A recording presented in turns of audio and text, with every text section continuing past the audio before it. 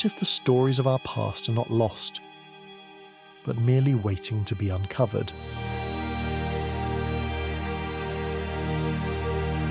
Much of what we know about our ancestors has slipped through the cracks of time. Yet, with the advancement of modern technology, we've uncovered more than we ever thought possible. The Olmec, the Maya, the Aztec. These were once great civilizations that shaped the course of history. But now they leave behind only the haunting silence of their ruins. But how did such powerful societies fall? Was it the wrath of the gods, the greed of men, or something else? The last great Indian civilization of Mexico was developed by the Aztecs. Though they had the highest civilization in North America, most of their culture was attained by conquest. The first notice in recorded history comes from 1168 AD, when they moved into the Valley of Mexico. They were invaders from the desert to the north. Join us as we go back in time to unearth these rich cultures. Together we will delve into these stories and retell them, starting with one of the most compelling. Our journey begins with one such tale, nearly 800 years ago. Picture a woman alone in her dwelling, her heart heavy with the weight of her people's future. The world as she knew it was shifting. Sighting upon the earth, she reached out to the gods, offering a sacred gift. Her own blood, the life essence that binds the living to the divine. Her prayer was fervent, her plea desperate.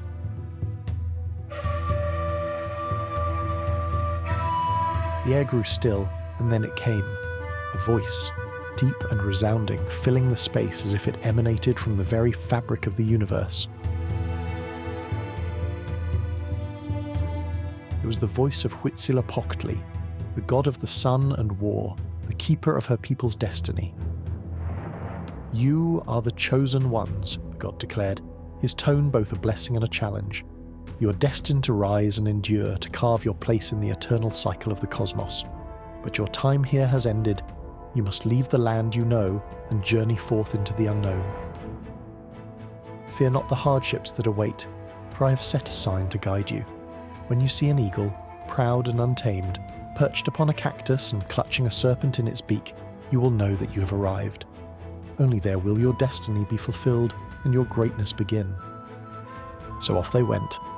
For over 2 centuries the Mexica wandered the land, guided by the will of their god Huitzilopochtli, searching for their destined home. They endured countless trials as they navigated the shifting alliances and hostilities of the region. But at last, in the misty waters of Lake Texcoco, they saw the sacred sign, an eagle perched on a cactus, devouring a snake. Here they founded Tenochtitlan, a city born of prophecy. And many years later, this city would eventually become what is now known as Mexico City.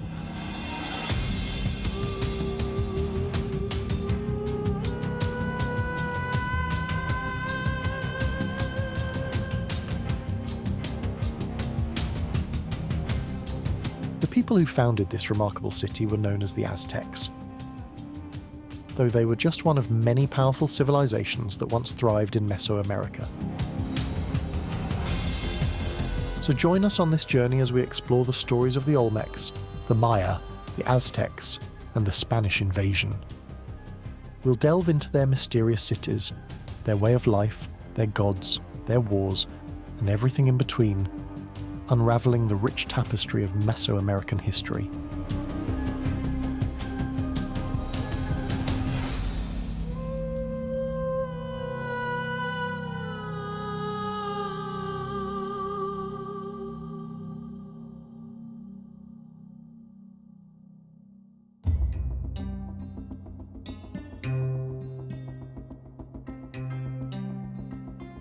To To begin our story of Mesoamerica, we must start with the civilization known as the Olmecs. Let us journey back over 3,600 years to 1600 BCE, to the lush, swampy lowlands along the Gulf of Mexico.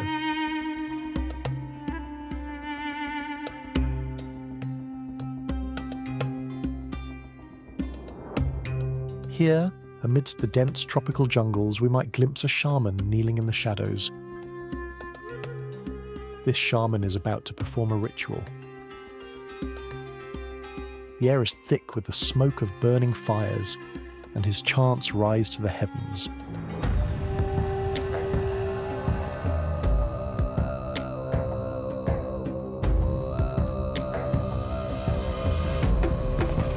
Slowly, the transformation begins. His skin curls, his bones shift, and his eyes burn with the fierce light of a jaguar. He's no longer a man.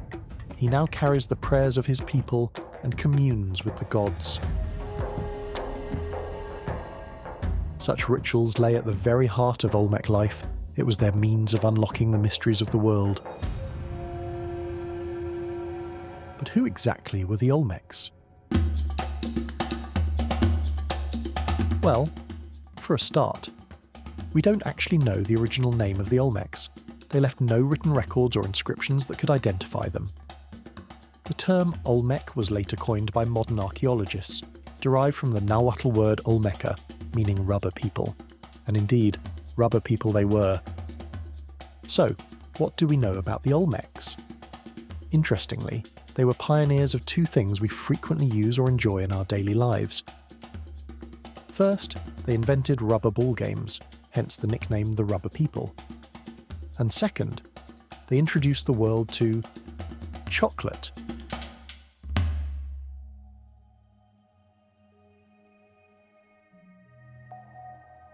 The cacao tree was no ordinary plant.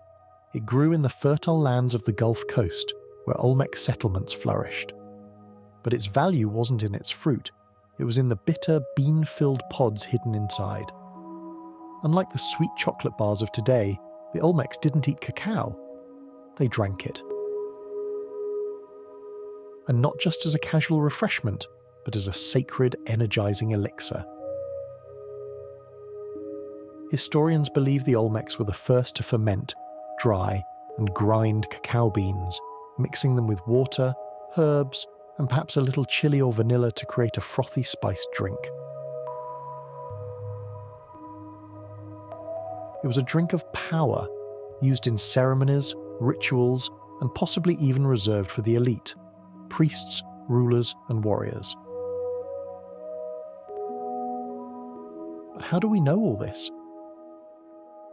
Archaeologists have uncovered traces of cacao residue on ancient pottery, dating back to at least 1500 BCE. This discovery, made in sites like San Lorenzo and La Venta, confirmed what many suspected. Chocolate's history begins with the Olmecs. From them, knowledge of cacao passed to the Maya, who refined its use, and then to the Aztecs, who valued it so highly that they used cacao beans as currency. When Spanish explorers arrived in the 16th century, they carried this exotic treasure back to Europe, unknowingly setting the stage for a worldwide obsession. So the next time you savour a piece of chocolate, remember, you are taking part in a tradition that began millennia ago, with the Olmecs, the true pioneers of chocolate.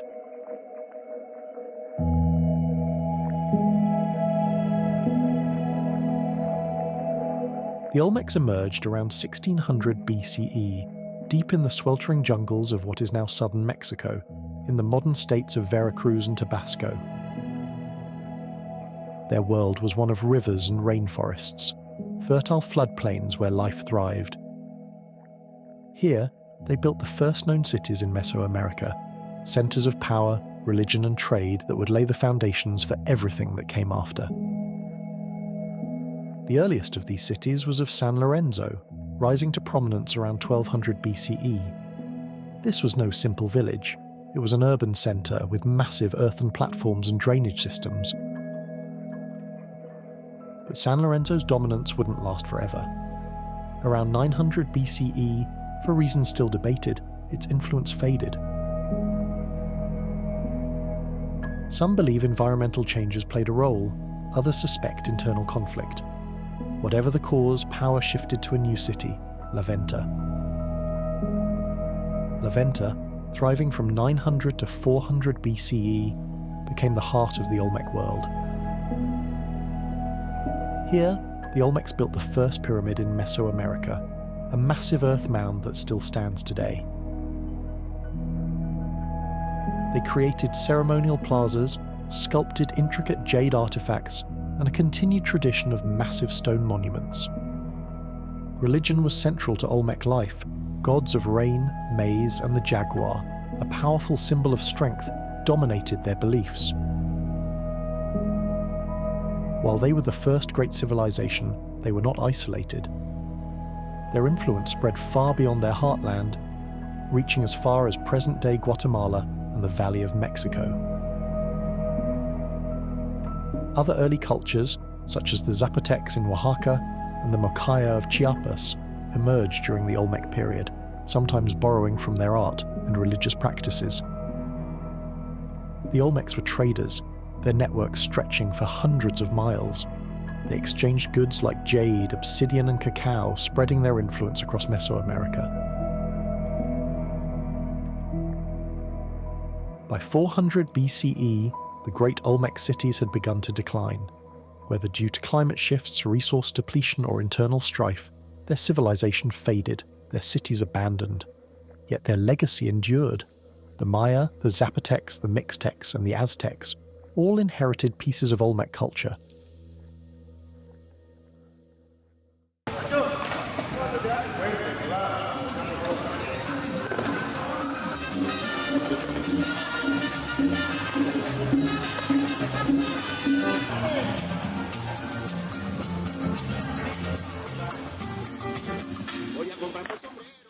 You may have heard of the great bull games of the Maya and the Aztecs, the courts still standing in Chichen Itza and El Tajin. The game is even still being played by Mexican locals to this day.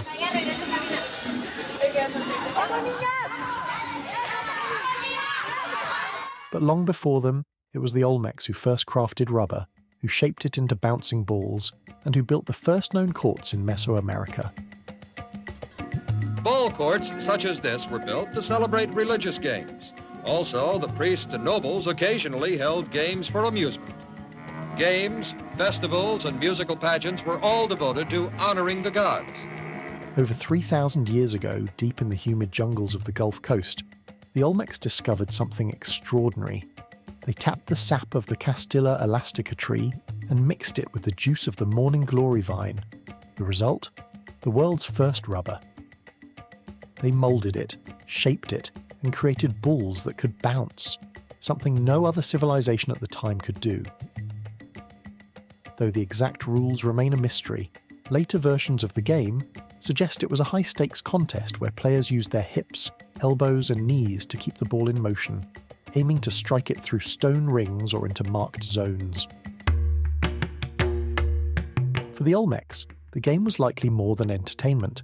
It was a sacred act, tied to their beliefs in the cosmos, the gods, and the cycle of life and death.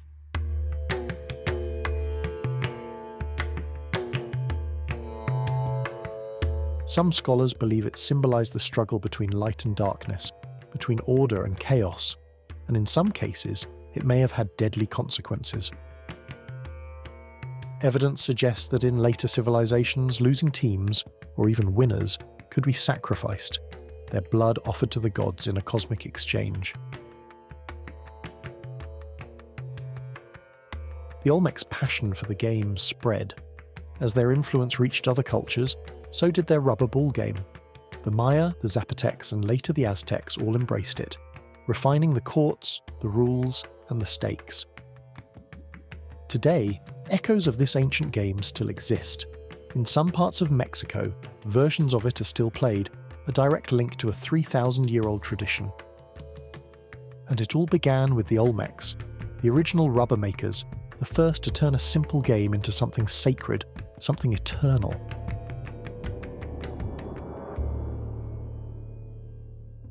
There's still one more aspect of the Olmecs we're yet to delve into, and it's arguably the most famous thing this culture left behind, something that still stands pristine today: the giant Olmec heads.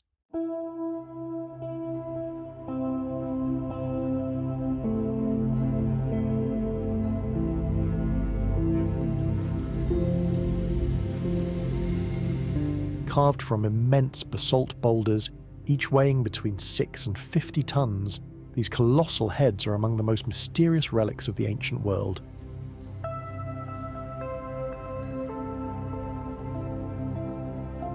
But who do they represent? And how did the Olmecs move such massive stones through dense jungles, with no beasts of burden, no wheels, and no metal tools? The first of these heads was uncovered in 1862, but it wasn't until the 20th century that archaeologists began to understand their significance. Today, we've found 17 of them, scattered across the ancient Olmec cities of San Lorenzo, La Venta, and Tres Zapotes.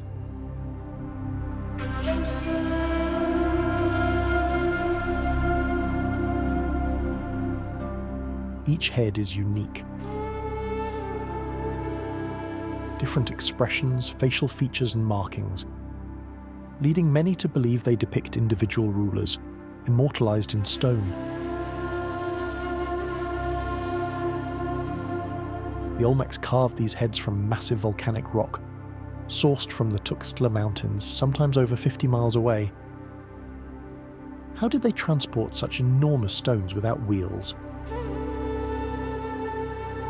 Most likely answer: they dragged them on wooden sleds, using logs as rollers, and navigated rivers with rafts. A feat of engineering and determination, showcasing the sheer power and organization of the Olmec state.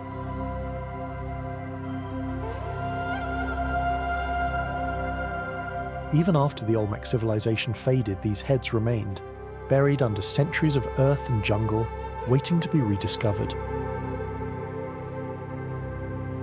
And though the Olmecs disappeared, their influence didn't.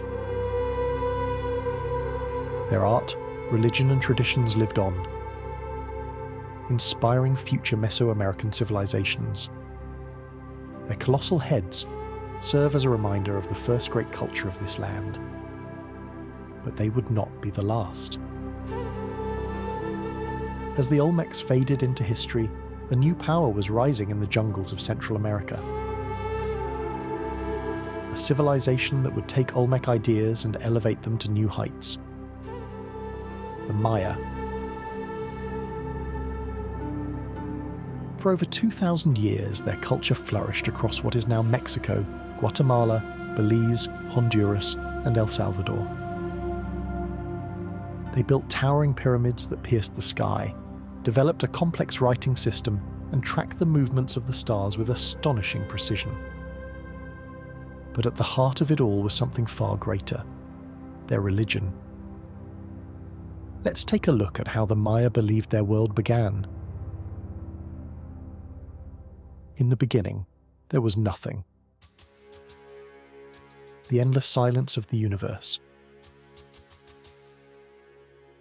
The earth laid alone in a blanket without life. Then, the gods came together. They decided to create life. With great care, they gathered the clay of the earth, molding it into the shape of men. These were the first beings. But they were fragile and imperfect, lacking the strength to move or the voice to speak. Silent, still, hollow. The gods gazed upon their work, but they were not happy. So, they tried again. From the sturdy wood of the sacred trees, the gods carved new beings. Their bodies tall and strong, their limbs firm and with purpose. But when these wooden beings came to life, they wandered aimlessly, unseeing and unknowing.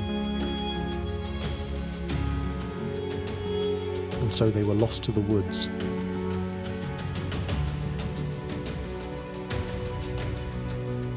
The gods pondered deeply, until one of them had an idea.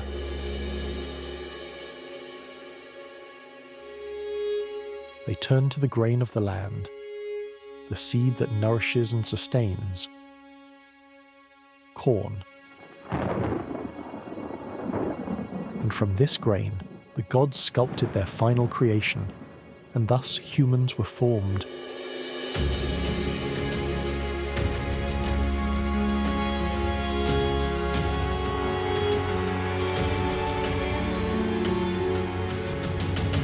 They were not silent or lifeless, but full of song and spirit.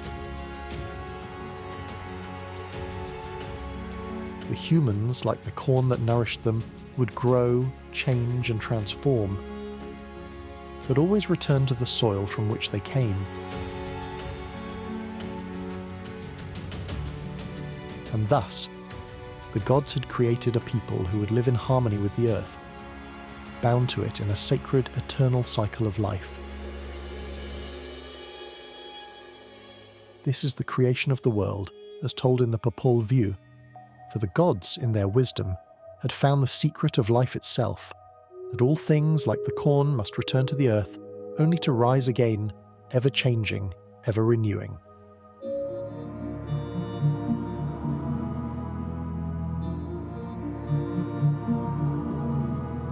Unlike the great empires of Rome or Egypt, the Maya were never ruled by a single king or empire. Instead, they built a network of independent city-states, each with its own rulers, its own dynasties, and its own ambitions.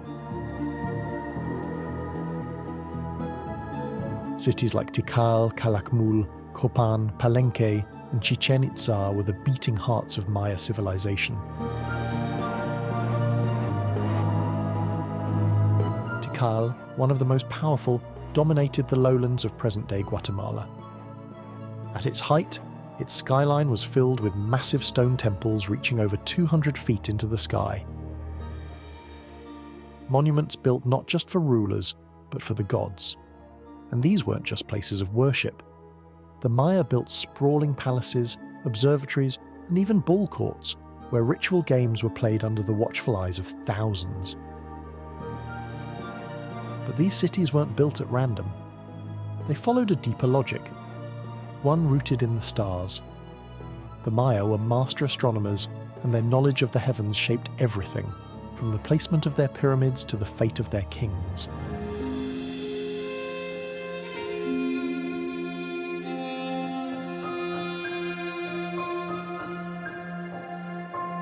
Their obsession with the cosmos led them to create one of the most advanced mathematical systems of the ancient world. The Maya developed a base 20 number system, complete with the concept of zero, something that wouldn't appear in Europe until nearly 1,000 years later. Their calculations allowed them to track celestial movements with astonishing accuracy, predicting eclipses, solstices, and planetary alignments. And then there was the Maya calendar, a masterpiece of mathematics and astronomy. Unlike our simple 365-day calendar, the Maya used multiple cycles running in parallel. The Harb, a 365-day solar calendar, marked the passing of the seasons, guiding agriculture and daily life. But the most famous of all was the long count calendar, a system that tracked time in vast cosmic cycles. It was this calendar that counted the great ages of the Maya, stretching back to their mythical creation date of 3114 BCE.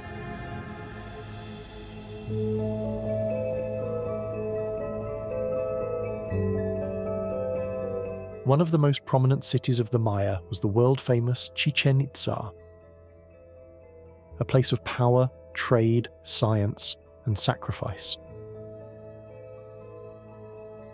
Unlike the city-states of the southern lowlands, Chichen Itza flourished long after many of its Maya rivals had fallen. Between the 9th and 12th centuries, it became the beating heart of northern Mesoamerica, blending Maya traditions with influences from central Mexico. Its vast plazas and mighty pyramids stood as monuments to its rulers, its gods, and the cosmic forces that shaped the Maya world. At its center stood El Castillo, the Temple of Kukulkan, a step pyramid nearly 100 feet, 30 meters tall, aligned so precisely with the heavens that during the spring and autumn equinoxes, the setting sun casts a shadow that slithers down its steps, forming the body of the feathered serpent god.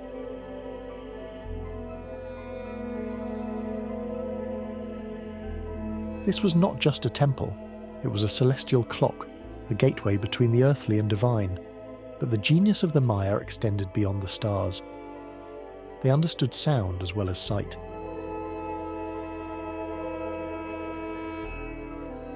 Stand at the base of El Castillo, clap your hands, and you'll hear something incredible. An echo that mimics the call of the Quetzal, a sacred bird associated with the gods. Whether this was intentional or an astonishing coincidence, it remains one of the great mysteries of Maya engineering. Yet beneath the beauty and brilliance of Chichen Itza lay something darker. A place where blood was spilled to appease the gods. The Maya, like many Mesoamerican civilizations, believed that the gods demanded sacrifice in exchange for cosmic balance, fertility, and protection. And here, at the sacred cenote, they offered some of their most precious gifts. This vast, natural sinkhole, over 200 feet, 60 meters wide, was believed to be a portal to the underworld, Xibalba. I want to journey back in time with you and witness how the ancient Maya honored their gods through this very cenote.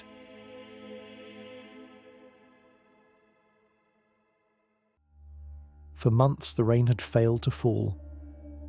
The maize crops withered, and the wells grew shallow. The priests had read the omens. Chak, the rain god, demanded a pure soul, an intermediary to carry their prayers to the underworld. So a virgin was chosen. Her name was Ixchel, a maiden of purity. Ixchel had been prepared in the days leading up to the ceremony. So when the sun set, she wasn't nervous. She was ready. And now it was time. They made their way to their sacred site.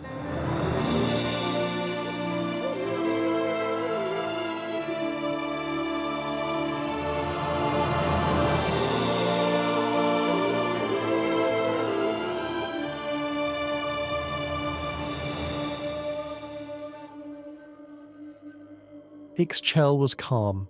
Her steps were steady. The priests had given her a drink of balshe, a sacred, intoxicating brew made from fermented honey and bark.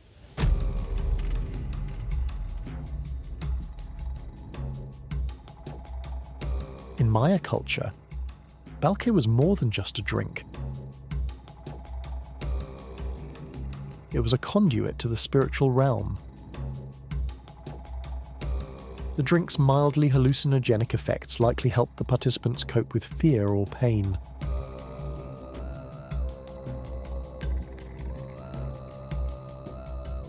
Standing at the edge of the sacred site, the priest raised his hands to the sky. Addressing the gods, he said, "Lord of rain and life, accept this offering and bless your people. For with this gift we ask for your waters in return. Look kindly upon us and answer our prayers with your divine grace." Ixchel looked down into the sinkhole. The waters shimmered in the moonlight. This was not an end, she believed, but a beginning. She was not afraid. She spread her arms, closed her eyes, and stepped forward. And took the leap of faith.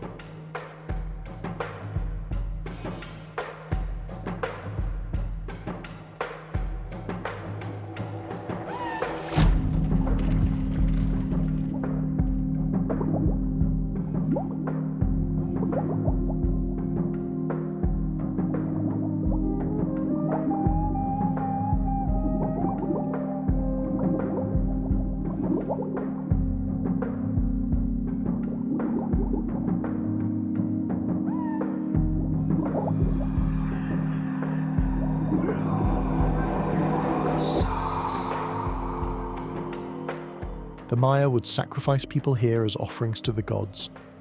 These places were considered sacred portals to the underworld, Xibalba, and sacrifices made there carried deep spiritual significance.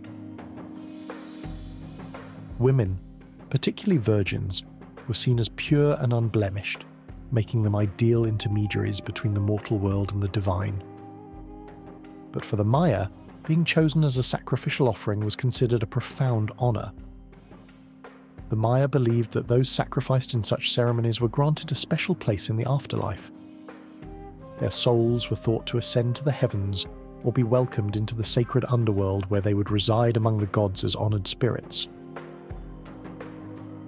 Archaeologists have uncovered thousands of objects thrown into its depths: jade, gold, pottery, and human remains. But for all its grandeur, even Chichen Itza could not stand forever. By the 13th century, its power waned, and the city was eventually abandoned. The jungle reclaimed its temples, but the Maya never truly disappeared. Yet, as Chichen Itza faded, a new power was rising in the Valley of Mexico. A civilization that would take the ideas of the Maya and reshape them into something even greater. A people who would build an empire of warriors, priests, and tribute, one that would shake Mesoamerica to its core. The age of the Maya was ending, but the age of the Aztecs was about to begin.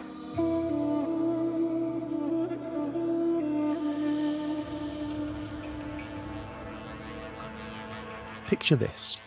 The year is 1325. In the middle of a massive lake surrounded by mountains and volcanoes, a group of people known as the Massacre, later known as the Aztecs, set the foundations for a city that would become one of the most impressive and advanced in the world, Tenochtitlan. Built on an island in Lake Texcoco, this city was designed to float, quite literally, on water. How? The Aztecs invented something remarkable: chinampas, or floating gardens.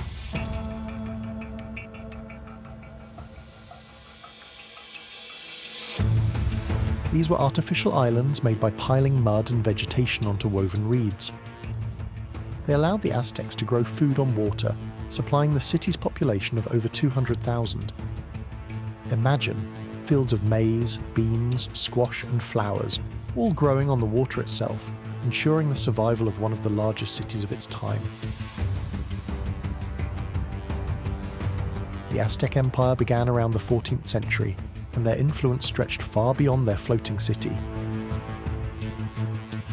A region surrounded by mountains and lakes became their domain. The Aztecs weren't alone in the region, however. The Maya had already been thriving for centuries.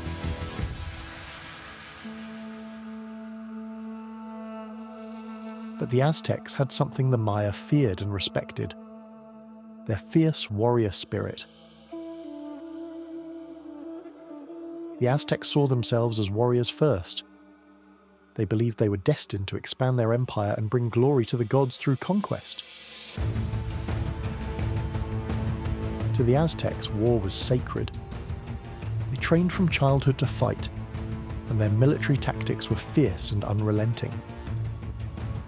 In battle, the Aztecs didn't just fight for land, they fought to fuel their tribute system.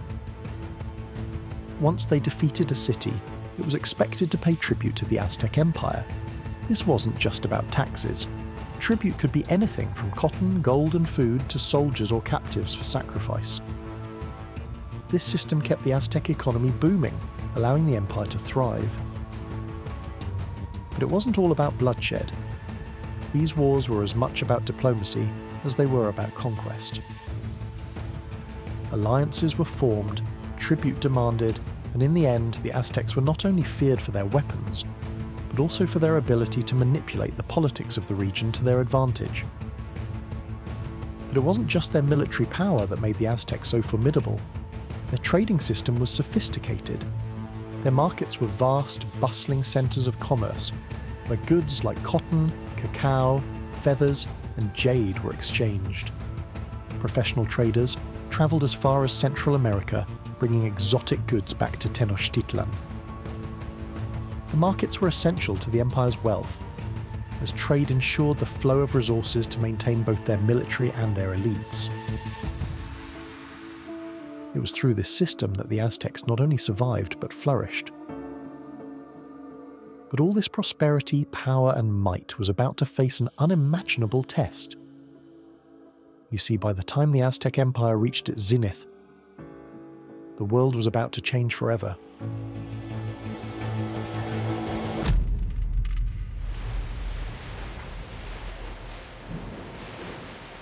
The year was 1511. A Spanish ship was sailing from the Caribbean. Its mission was routine, but fate had other plans. The ship was caught in a storm and wrecked off the coast of the Yucatan Peninsula. The survivors were taken captive by the Mayan people. Most of the Spaniards died in captivity, sacrificed to the Maya gods, but one man lived on. Geronimo de Aguilar, a Franciscan friar who clung to his faith and his Spanish identity. Aguilar became an imprisoned servant and learned the Mayan language, all the while dreaming of the day he might return to his people. But let's not get ahead of ourselves, for first, we must meet the man who would reshape this land and its people forever.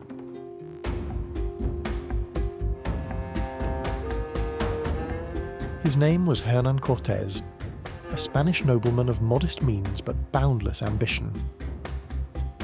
Cortez was cunning and ruthless, a man who could inspire loyalty and fear in equal measure.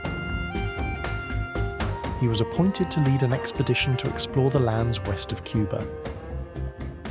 With 11 ships, 500 men, 16 horses, and a handful of cannons, Cortez set sail. He wasn't just looking for adventure. He was hunting for gold, glory, and a place in history. But what he found would surpass his wildest dreams. In early 1519, Cortez landed on the island of Cozumel, just off the coast of the Yucatan Peninsula. There, he heard astonishing rumours. A Spaniard who had survived a shipwreck years earlier and was living among the Maya. Intrigued, Cortez sent messengers to find him. And when Aguilar emerged from the jungle, it was a sight to behold. Dressed like a Mayan and speaking their language fluently, he was a man caught between two worlds. He immediately knelt before Cortez, declaring his loyalty and offered his services as an interpreter. But there was one catch. Aguilar spoke Mayan, not Nahuatl, the language of the Aztecs. Still, he would prove invaluable. So, with a translator at his side, Cortez claimed Cozumel for the Spanish crown, and the expedition would move along the coast towards the Tabasco region. When they arrived, Cortez and his men were greeted by the Tabascan people with violence. The locals far outnumbered Cortez, but Cortez had guns and cannons, and they terrified the local people by fighting on horseback. They had never seen horses until now. They thought the horse and man were all one diabolical creature. The Tabascans surrendered and offered gifts to the Spaniards: food, gold, but most importantly a group of enslaved women. And among these slaves was a young woman known as Malinche, or Doña Marina. She spoke both the Aztec Nahuatl and Mayan, and with Aguilar translating Mayan into Spanish, Cortes now had a linguistic bridge to the Aztec Empire. But Doña Marina was more than just an interpreter. She was a strategist, a negotiator, and to some, a betrayer of her people. Through her, Cortes learned of the Aztecs and their ruler, Montezuma II, a man whose name carried the weight of the empire.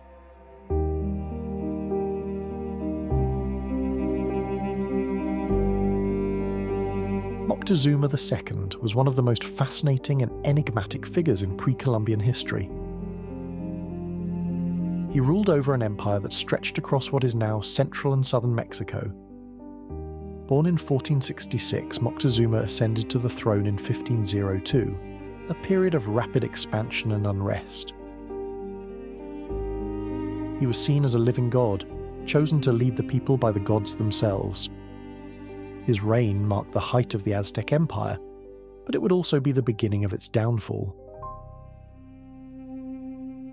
Let's return to our story to see what happened next.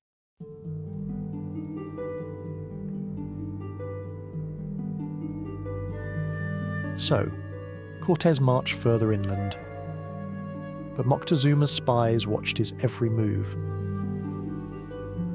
The Aztec emperor was no fool. He knew of the Spaniards' arrival, their horses, their cannons, and their strange pale-skinned appearance. And here's the detail that adds a chill to this tale. Many Aztecs believed Cortez might be Quetzalcoatl, the feathered serpent god prophesied to return from the east. Unsure whether to confront or appease the Spaniards, Moctezuma chose the latter. He sent emissaries bearing incredible gifts: gold, silver, and precious stones. One can only imagine the Spaniards' reaction. To them, the gifts were not signs of goodwill, but proof of the wealth they could plunder. These gifts only fueled Cortez's greed. With the promise of riches, Cortez continued his journey forward.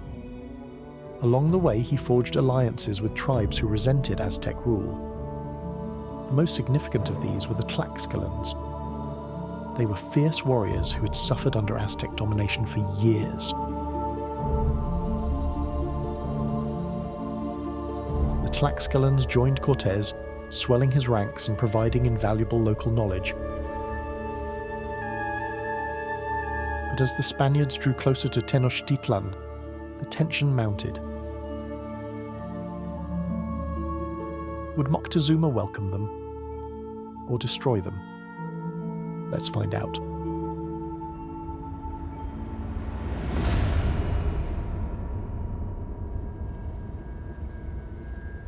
In November 1519, Cortez and his men entered the fabled city of Tenochtitlan. It was like stepping into a dream.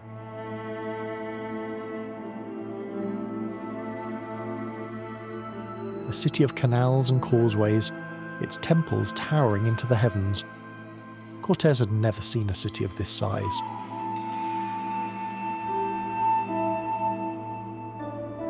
With an estimated population of 200,000, Tenochtitlan probably outnumbered most cities in Europe at the time.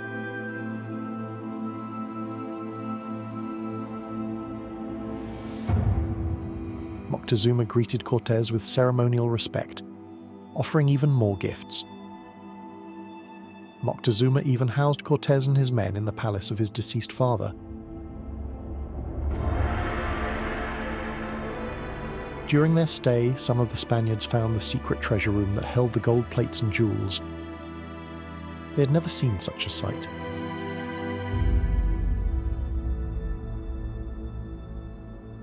At first, all seemed well between the two cultures, but things were about to take an ugly turn.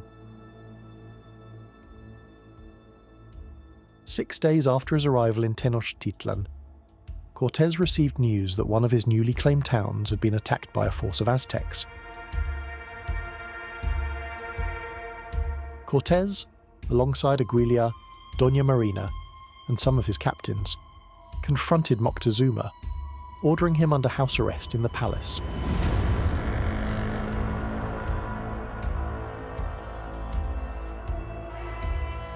Despite his imprisonment, Moctezuma continued to oversee his empire.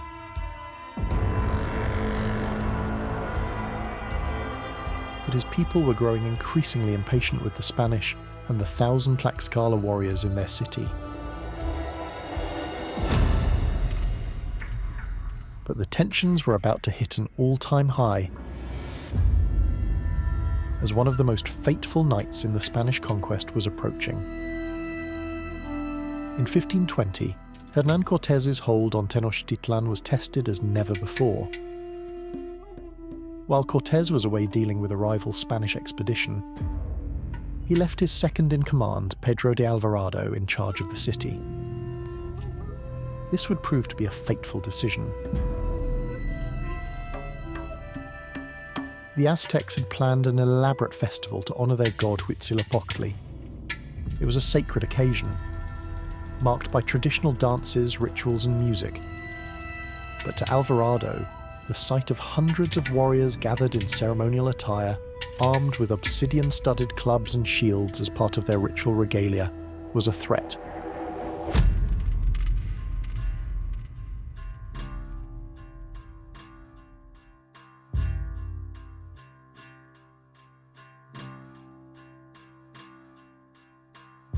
Whether out of fear, paranoia, or sheer brutality, he acted preemptively.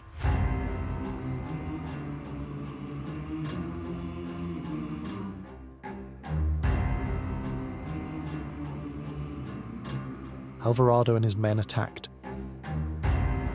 slaughtering the unarmed locals within the Templo Mayor complex. Men, women and children fell to Spanish swords in what was later called the massacre at the Templo Mayor.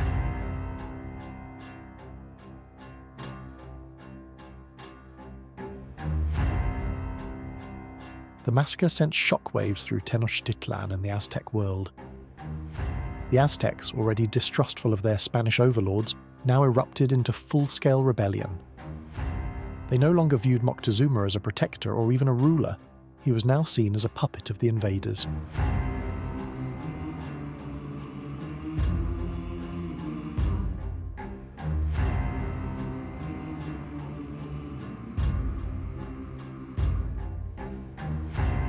When Cortez returned to Tenochtitlan, he found the city in chaos. The bridges and causeways that linked the island city to the mainland were heavily guarded, cutting off Spanish escape routes. Cortez, who had previously relied on Moctezuma's cooperation, now found himself surrounded by hostility. In a desperate attempt to restore control, Cortez forced Moctezuma to speak to his people from the palace walls. But Moctezuma's words fell on deaf ears. The people jeered and hurled stones, calling him a traitor to his own people. One of the stones struck Moctezuma in the head, gravely wounding him. He died a few days later.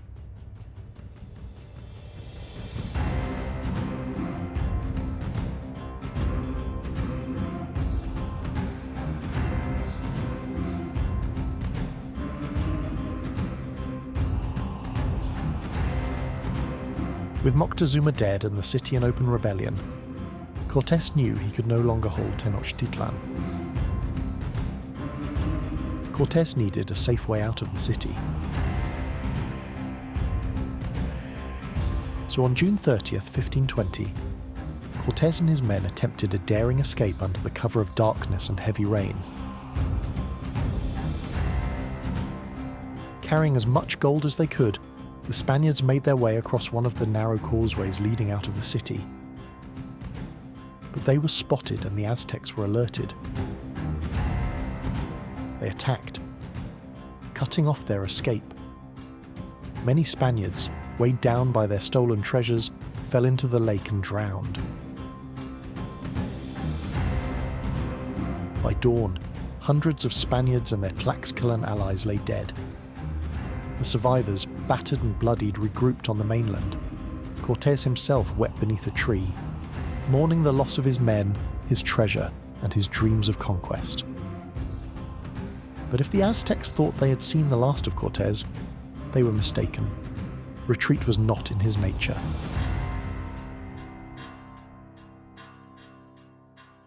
Over the next year, Cortez regrouped, rebuilding his forces and forging new alliances with tribes eager to see the Aztec Empire fall. Armed with cannons, crossbows, and the support of thousands of indigenous warriors, he returned in 1521 to lay siege to Tenochtitlan. And so, the battle would begin.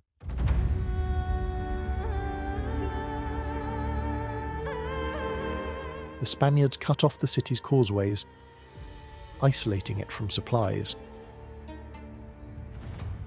And to make matters worse, the Aztecs were already weakened by hunger and disease. Smallpox had swept through the city, devastating its population. The odds were stacked against them.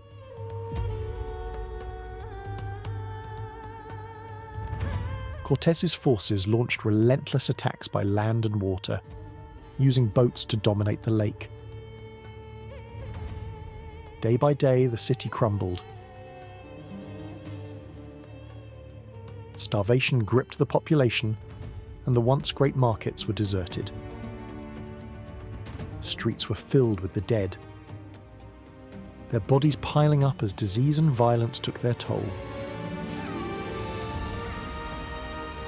Still, the Aztecs resisted fiercely, refusing to surrender the city that had been the heart of their empire.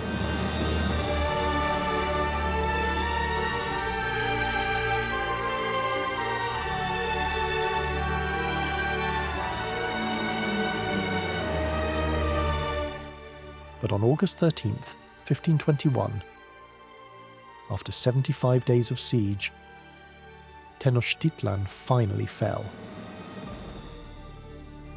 The last Aztec emperor, Cuauhtémoc, Moctezuma's successor, was captured as he tried to escape by canoe. Exhausted and defeated, he surrendered to Cortez, bringing an end to one of the greatest civilizations in history. The once majestic city was now in ruin, its temples destroyed, its streets flooded with blood and rubble. Cortez wasted no time in claiming victory, declaring the land for Spain, and beginning the construction of Mexico City on top of the ruins of Tenochtitlan. The fall of the Aztec Empire marked the beginning of a new and tragic chapter in history.